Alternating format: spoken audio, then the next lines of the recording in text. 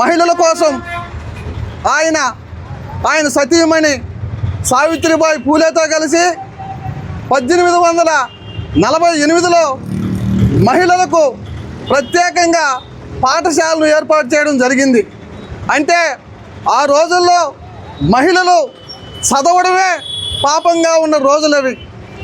మహాత్మా జ్యోతిరావు పూలే చదువు అనేది అందరికీ సమానం కావాలి, పురుషులకు ఒక విధానం మహిళలకు ఒక విధానం కాదు, ఇది సమాన హక్కు అని భావించి ఆయన ఆ రోజు మహిళా పాఠశాలను ప్రారంభించి తొలి గురువుగా సావిత్రిబాయి పూలేగా చెప్పడం జరిగింది.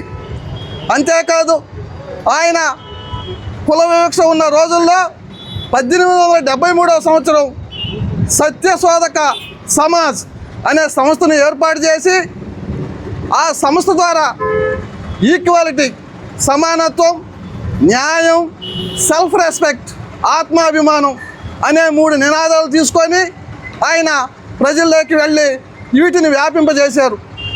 దాన్ని ఆదర్శంగా తీసుకొని డాక్టర్ బాబాసాహెబ్ అంబేద్కర్ విద్య యొక్క ప్రాముఖ్యతను గుర్తించి ఎడ్యుకేట్, ఎజిటేట్, ఆర్గనైజ్ అనే 3 నినాదాల ద్వారా ఈయన ప్రజల్లోకి రావడం జరిగింది. వీరిద్దరు కూడా ప్రజల్లో అణగారిన ప్రజల్ని బాగుపరచడం కోసం, వారి హక్కులను కాపాడడం కోసం వీళ్ళిద్దరు కూడా పోరాటం చేశారు. అయితే కుల వివక్షను ఎదుర్కోవడం కోసం మహాత్మా జ్యోతిరావు పూలే అనేక గ్రంథాలను రాయడం జరిగింది. దానిలో ప్రముఖంగా మనం పరిశీలిస్తే గులాంగిరి అనే గ్రంథంలో కుల వివక్ష యొక్క పునాదులను పిగిలిస్తూ తీసుకోవాల్సిన చర్యల గురించి కూడా ఆ గ్రంథంలో రాయడం జరిగింది.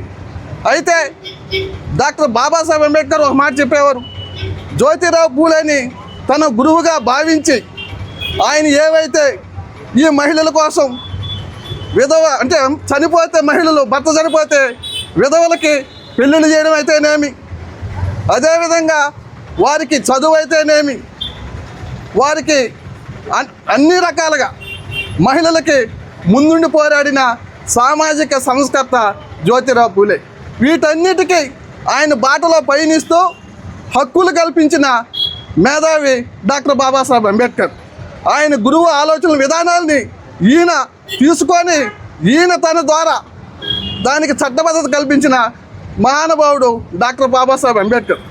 ఆయన ఒక మాట చెప్పేవారు అంబేద్కర్ గారు, నాకు సామాజికంగా అన్ని రకాలుగా మా గురువు జ్యోతిరావు పూలే అని చెప్పి తన గ్రంథాల్లో కూడా రాసుకోవడం జరిగింది.